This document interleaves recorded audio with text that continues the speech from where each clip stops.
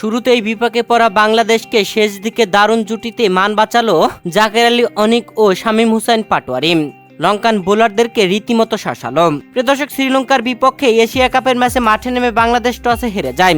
লঙ্কান অধিনায়ক বাংলাদেশকে ব্যাটিং আমন্ত্রণ করে, আর আগে ব্যাট করতে নেমেই শুরুতেই দুই ওপেনার তানজিদ হাসান তামিম ও পারভেজ হোসেন ইমন গোল্ডেন ডাকাই প্যাভিলিয়নে ফেরেন।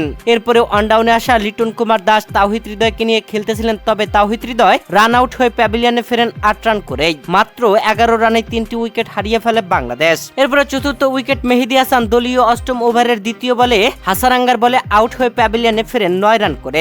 লিটন ও জাকের দুর্দান্ত খেলছিল, তবে লিটন কুমার দাস ২৮ রান করে প্যাভিলিয়নে ফিরলেন। তারপরে ব্যাটিং এলো শামীম হোসেন পাটোয়ারি। ৫৩ রানে ৫ উইকেট হারিয়ে ফেলেছিল বাংলাদেশ ১০ ওভার খেলতেই। তবে এরপর আর কোনো উইকেট দেননি জাকের আলী অনিক ও শামীম হোসেন পাটোয়ারি। দারুণ ব্যাটিং এ বাংলাদেশের মান বাঁচালেন তারা।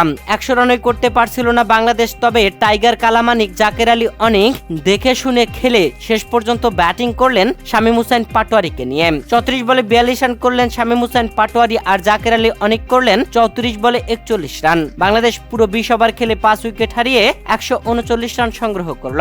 লঙ্কানদের টার্গেট দিল ১৪০ রানের। ধুঁকতে থাকা বাংলাদেশকে যেন খাদের কিনারা থেকে ভালো একটা টার্গেটে নিয়ে গেলেন জাকের আলী অনিক ও শামীম হোসেন পাটোয়ারি।